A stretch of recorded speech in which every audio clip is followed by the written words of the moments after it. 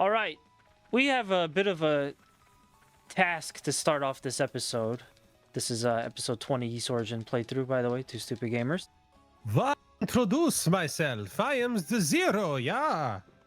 So for the whole month of October, we're gonna basically be doing like a yeast appreciation month in a sense. It's gonna be similar in the same vein as the Summer of Fighting Games, where at least one video per week will be dedicated to this expedition that we got going on, and it's gonna carry through pretty much all the way to the end. I have everything already planned out that basically one video per week we're going to do yeast related video. This is in honor of the fact that Yeast 10 is coming out in the West finally, worldwide release, October 25th. I really just wanted to do like a video on it because we've in the past done videos on, you know, newly released yeast games. But then I just kind of like got to thinking, and it was like, oh well, I also want to do, I had like another idea for a video that I wanted to do, and then that video kind of spawned like 2 or 3 other videos, and I'm like, you know what, we're crazy here at TSG. We like to get a little bit crazy, don't we, Zero? Always, never not crazy. Yeah, what he said. So I'm like, listen, if there's at least 5 videos, if there's at least 5 ideas for a video, that's a whole month's worth of content. That's basically what Summer Fighting Games is. So here we go. That was how the month of yeast was born on this channel, and I'm looking forward to it because there's a lot of work been put into the videos and a lot of planning and tireless nights of editing videos. So that's going to be basically happening shortly after the release of this. Maybe we can plan it so that this will kind of come out first, and then we'll move on to the yeast content. But yeah, it's kind of funny because you and I talked about doing some kind of other month. I know we talked about racing games, but this would be like a first for the channel where we dedicate a whole month to like one specific game series. Yeah, no, for sure. I mean, it all started off of a whim because one summer, 2017, we're just like, fuck it, let's just do a month of just straight fighting games. And then we resurrected it a couple years ago, and we've been doing it ever since. And it's one of our more popular series, and I'm actually still happy that a lot of people are watching it. Also, dude, I have an issue with predicting shit because this summer we got some ridiculous announcements, fighting game wise. You know, the whole Marvel vs. Capcom, Capcom versus SNK stuff. So, damn. But absolutely, I wouldn't mind doing a whole racing game month. But let's do this yeast thing, man. Yeah, You're a big fan of yeast. There's a bunch of other yeast fans out there. Let's give them what they want. yeah.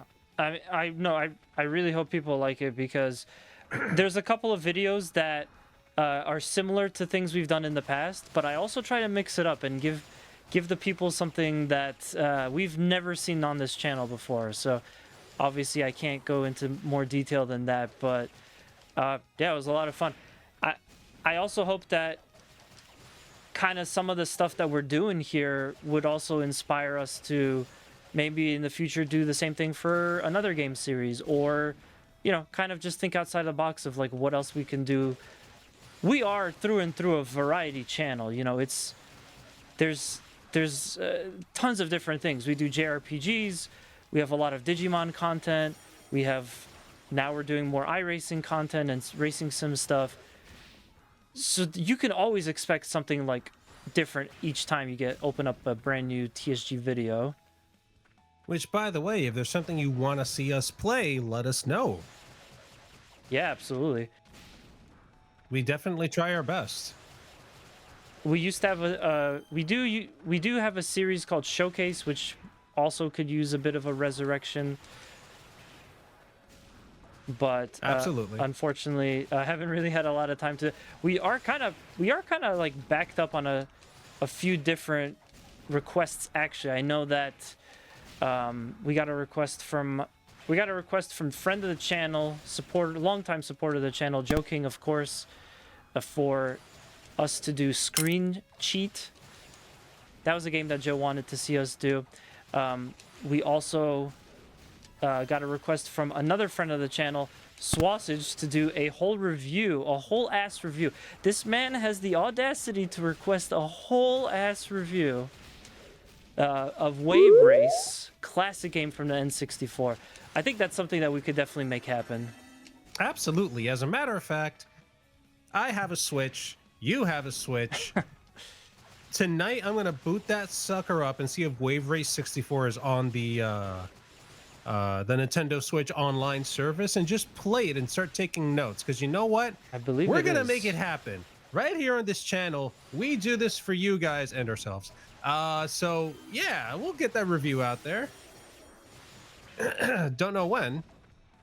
It did take me, how many years was it since we were asked? I think it was 2019. We were asked to make a video on Digimon World 3, and I only just got that done this year. Yeah, we take our time here. Not by choice, but we take our time. Actually, while we're kind of doing talking shop about stuff with the channel, another thing is that we've also introduced a brand new series called First Look, which That's right. is essentially, we've always wanted to do more reviews and stuff. We also want to make sure to cover new games too. I've personally felt like the only times we get to cover new games really is with our Game of the Year video, which only comes once a year. You know, so First Look kind of gives us an opportunity to talk about a game very early on, and yeah, just kind of get that done without having to fully review the game, give like early impressions, and give some quick info about the game. Yeah, pretty much just giving our quick little opinion on like our experiences within the first like 2-3 hours. Because here on this channel, we're not going to review a game if we don't beat it. All right, guys? That's our pledge. We do not review games unless we beat them.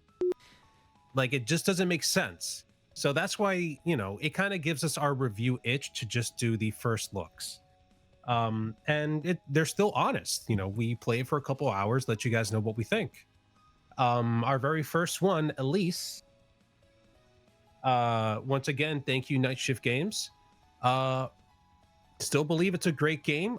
We had fun with it, especially because we like Mega Man and Metroid games here. So go check that out. Like, I wanna preface that sometimes when two people kind of put their heads together and they make a YouTube channel and they do stuff like this, maybe we're not always on the same page. Zero was just saying that we don't review games that we haven't beat, and while I agree that that is definitely an admirable way to look at stuff, no, that's already not been the case because oh well, never mind. The very scratch that. The very first quickscope was Ghost of Tsushima, and I did not finish that game. So just FYI, I'm gonna get out here. These guys are gonna absolutely pummel me. But did you finish it afterwards?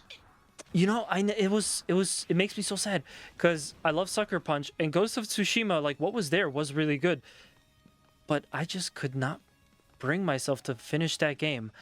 And you know how it is at this point. It's kind of like, yeah, if I didn't finish it when it was relevant, like, and it just came out, it's sadly like not gonna happen, you know. So unfortunately, I didn't finish that one. I would also kind of throw it back to you. The third quickscope that we ever did, that was Ty the Tasmanian Tiger. Did you finish that one? Dude, I had beaten Ty the Tasmanian Tiger way back in the day. The game had not changed. It was just a remaster. Okay. So yes, I had. On a technicality, he gets it. Yeah. Again, I think with quickscope, here's the difference between these two series. Quickscope is a game that we've decided we're going to sit down and we're going to go ahead and review it. Like when our friend Swasage recommended, hey, go ahead and review Wave Race. You know, that's something that we're going to take time to go ahead and dedicate ourselves to review. So we'll sit down with the game. We'll come up with all sorts of points that stand out to us that are worth mentioning in the review, how we feel about it. It doesn't necessarily mean we have to finish it, although we would like to, but sometimes time just doesn't allow for that. With First Look, the idea would be, hey, this game just came out. We don't want it to sit and like not be on this channel.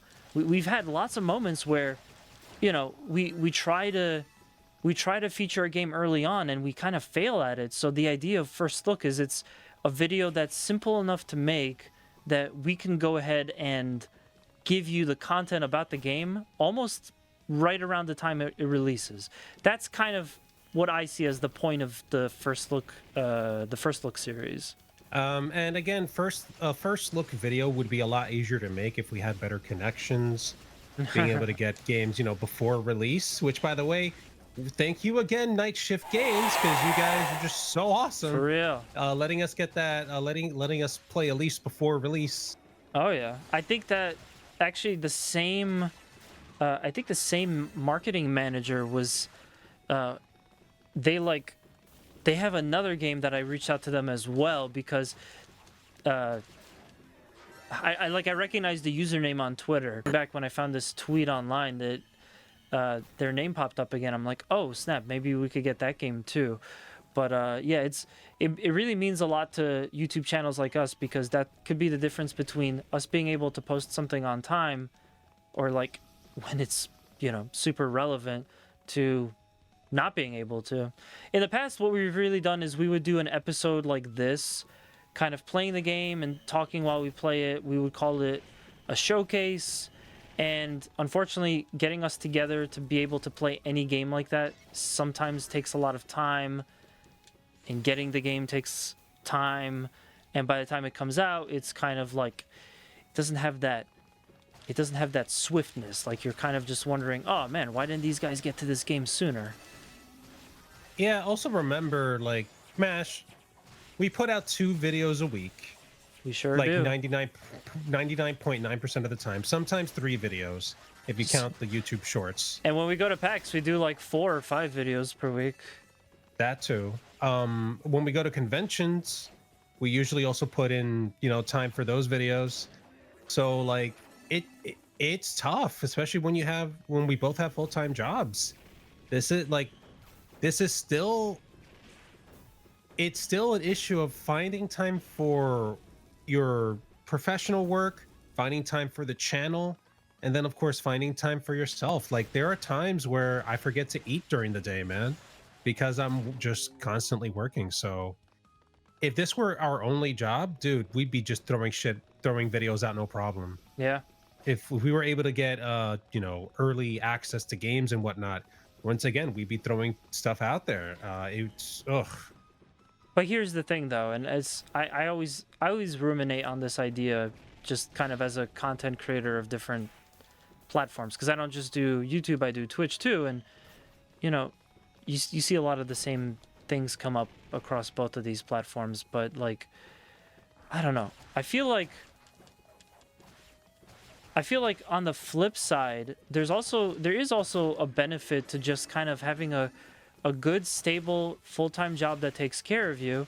And while you sacrifice time to be able to make videos, which of course none of us want to part with that, you can just do whatever you want, which is the beauty. Because if you think about it, if this was our full-time job, this channel admittedly would probably look very different. It would. A lot of full-time content creators have to really chase a lot of trends, and that's something that like doesn't sit well with me, and I've never really been about doing that. Like we probably would just have to play specific kinds of games. We wouldn't really get to talk about all the things that we care about because, you know, it's just about whatever feeds well into whatever fits well into the algorithm, you know? So yeah. If you don't make those if you're not on the pulse of whatever is popular at that moment, you might kind of fail in trying to be a full-time content creator. I can't help but notice this anymore, but I saw I think it was Game Theory did a video about like trendy stuff that YouTubers have to do, and one of those things is there's this concept where if you put every in the title of a YouTube video, it's going to increase the return on investment on that video. So essentially, it's kind of like, hey, I went and tried every McDonald's in Brooklyn, or I went and I bought every Game Boy game at this game store, or something like that, you know? just putting that word in is so pleasing to people for some reason that doing so will get you more views. It will like fine tune the optimization of the video for the algorithm, so it'll actually be promoted to like other, you know, people, to more people. But then on the flip side, it's kind of like, okay, so now every YouTuber just wants to do that. You know? Yeah. Everybody's just going to be, hey, I tried every this, I did every that. And at some point, it's like, doesn't this just get kind of samey and stale after a while? Doesn't that kind of defeat the purpose? Like, we're going to stand out in our video by doing every of something, or buying every of something, or trying every of something. But then everyone else is doing the same thing. So it's just, I don't know, it's kind of sad.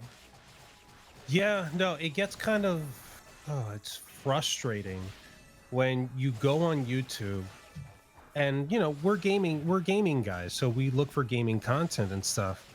And I find like 3, 4, 5 videos all very similar on the same topic, and I'm just like, oh God. So it kind of helps vindicate what we do here on Two Stupid Gamers. Yeah, we do it our way, basically. Yeah. And we can do that again because we're not doing this for a paycheck, so we're not like we're not constantly at risk of losing our income to survive and live. So we can basically make the videos whatever we want. And yeah, sometimes that means that, you know, you might put out a video that it means a lot to you, but it won't really do well. But just me personally, that's always been a preference to me. Is I don't care how many views, likes, comments, stuff gets. At the end of the day, I just want to make the content that's you know, that's satisfying for me to make, not just let's do what everyone else is doing, but try to do it slightly better. You know? Yeah. No, I completely agree with you. And hell, sometimes these videos we make, every once in a blue, will you know, it'll pop off. For sure. It's not all doom and gloom being here, but I'm just personally saying that, like, you know, treating content creation, treating something that's supposed to be creative like a rat race it just really strips all the fun out of doing this. There's no more fun where you're just kind of like, okay, let's just copy what everyone else is doing, these like little trends, and just again try to compete with them. It kind of just sounds like work at that point. It doesn't sound like it's an enjoyable endeavor anymore. No, yeah, it's, oh God, is it frustrating. Every time someone asks me, I'm thinking about making a YouTube channel, what's your advice? Don't. I would tell them, hey, are you okay with getting criticized? If not, don't. Are you okay? Are you doing this just for a creative output like me and Mash? Or do you want to do this as a career? If it's the latter, you want to make this a career, choose a topic, stick to that topic, and just keep making videos and try to steal ideas from other people doing similar stuff, because that's literally the only way. Well, let's not say steal. Let's say kind of more like follow trends. Well, because... no. As an artist, I'm saying this as an artist because many artists say the same thing. Good artists borrow, great artists steal. And it's not necessarily stealing, because it's just, again, you're borrowing ideas from other people. Right.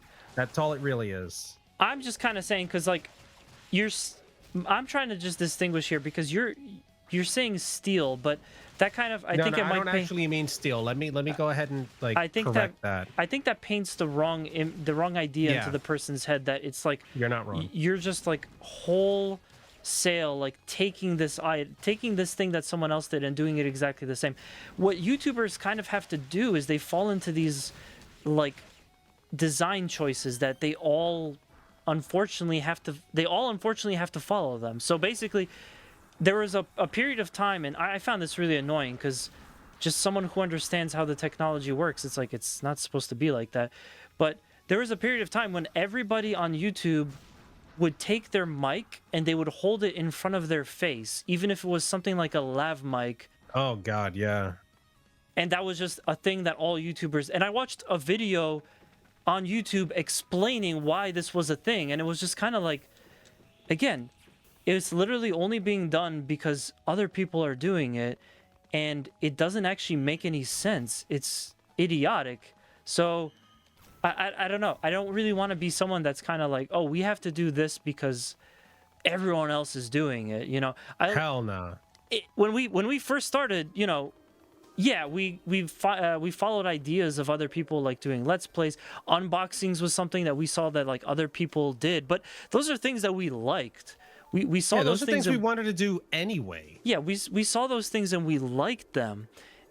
What I'm talking about now is someone who is literally just starting this as a style choice because this is what the YouTube meta is right now, and you have to do this to kind of like get anywhere, you know?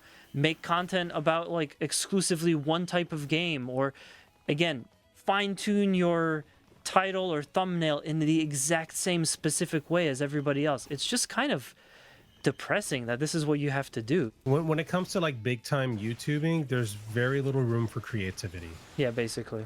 And that's the frustrating part. Like, in order for you to be a big time YouTuber and have more wiggle room to do what you want, like, you gotta, like, people have to be watching you not because of your content, but because of your personality. Like, they have to like you as like a celebrity, and that's difficult to achieve.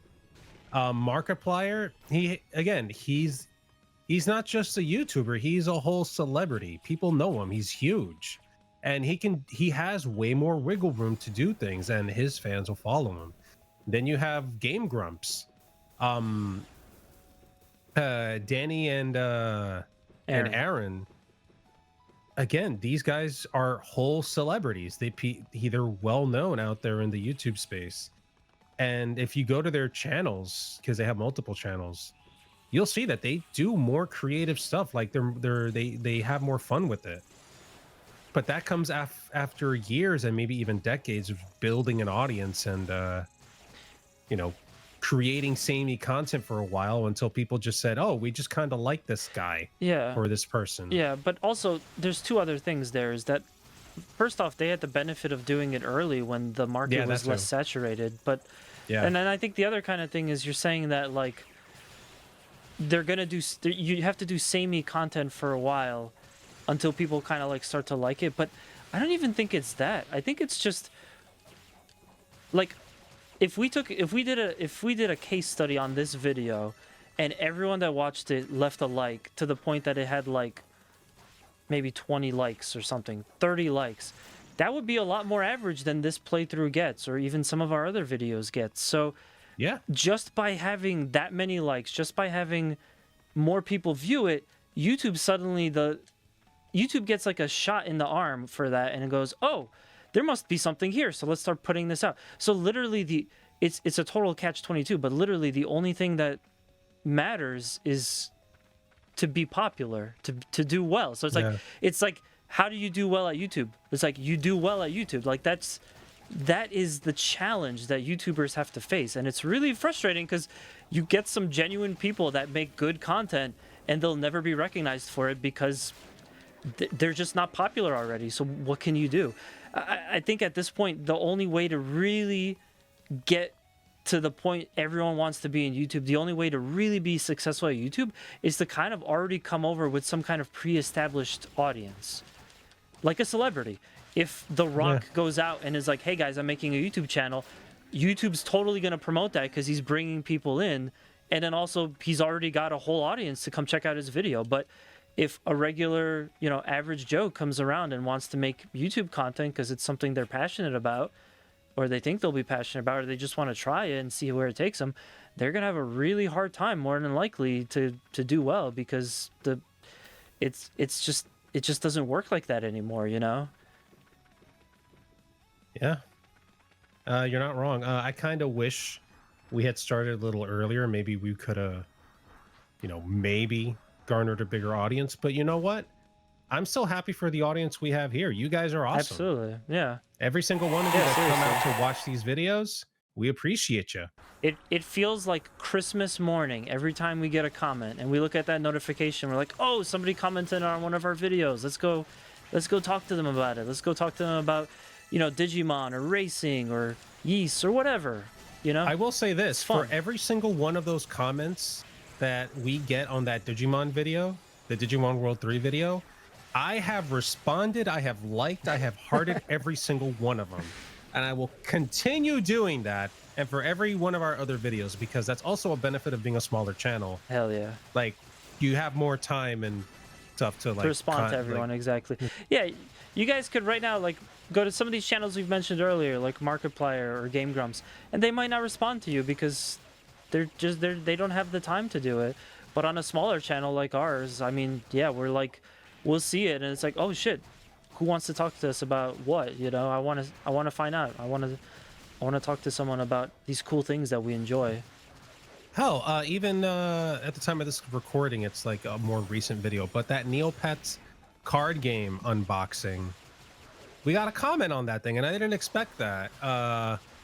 Fallen Blade, I think that's their name, and I was just like, oh, cool. So again, we like talking to our viewers, so please, in these videos, leave us a like and or a comment, guys. We will respond. We promise. Yeah, for sure. It really makes a content creator's day to get a comment because I don't know. It's like the whole point of this in some sense is to get feedback, and that's the feedback. Commenting, leaving a comment is the feedback that you want. So, hopefully hearing that inspires people to do it a lot more because it really is fun. Like to just kind of open up your phone and you have, you got a whole slew of stuff to respond to. Yeah, that Digimon video definitely blew up. It really did, man. Let me go ahead on this app real quick and see where we're at on that video. You could do that while I heal. Every once in a while, Unica just takes a beating, and I'm not close enough to a shrine. If you equip the blue scarf and stand still, after a couple minutes, you start to heal. So this guy is definitely gonna kick the living crap out of Unica here, but I'm gonna try because I do have to kill this person, and I also see he's glowing red, so he's a lot stronger. I don't do a whole lot of damage. Yeah, that usually means they're stronger. You can't go into a game, see an enemy start to glow red, and think, oh, he's just tired. No, it usually means he's trying to kill you. Well, they're all trying to kill you, but oh god, one hit does a lot of damage, so I'm gonna try to suffer out with this. Unfortunately, all the grinding I do in between our episodes, I think the second we change an area, it doesn't really matter anymore, because there's like a whole... They all level up. They get like really insanely strong. Yeah, so I'm looking at the stats right here. In a month and a half, the video got 20,500 views. Oh, yeah. Which is our biggest video ever. That's what I like to say. That's insane. I never thought that I would see one of our videos get to the point where even having like 10 or 15 dislikes, you can't see it in the little bar because it's a blip. Because there's so many actual likes that's like non-existent at that point. It still like levels out to about like 98% or something. Absolutely. And then right after it, we have a Good Smile Nendroid PlayStation Series unboxing. That video did 2,000. Yeah, that video did pretty good too. It's kind of like, again, unfortunately, YouTube is not a very sophisticated machine. It's simple. I think what they kind of see is, oh, one Two Stupid Gamers video got 20,000 views. At the time, it was probably like 10 or 15,000. But, point being that way more than we've ever had before. So the next time we put out a video, I'm sure that they were more willing to kind of promote our content out in the instance that we've really hit some kind of spark, and now we're gonna just get like 20K every video that we do. Fortunately, that's not how it works, but yeah, again, nope. YouTube is not a sophisticated system. It's a super simple like algorithm that just kind of looks for very basic patterns. And we know it all too well as content creators. You guys might not know it as well because you only see it from your side. But yeah, like you really learn what they're looking for with YouTube, and that's probably why that video got 2K views when we were just unboxing figures. I'm really trying not to die here. Boy, that guy just does not want to go. Ooh. Okay, well, I'm not risking it. Okay, I'm gonna try again. We're gonna put on the blue cape. I call it a scarf. The blue cape. I'll reheal, and we'll try it again. But we're gonna try it on the next episode, guys. We hope you enjoyed this so very much. We definitely want to see some comments here so we can respond to this. But yeah, thank you guys for watching episode 20 of our Ys Origin playthrough. If you guys enjoyed it, smash the like button, mash the subscribe button, and let us know down in the comments. What do you guys think? Do you like our content? Do you like variety stuff?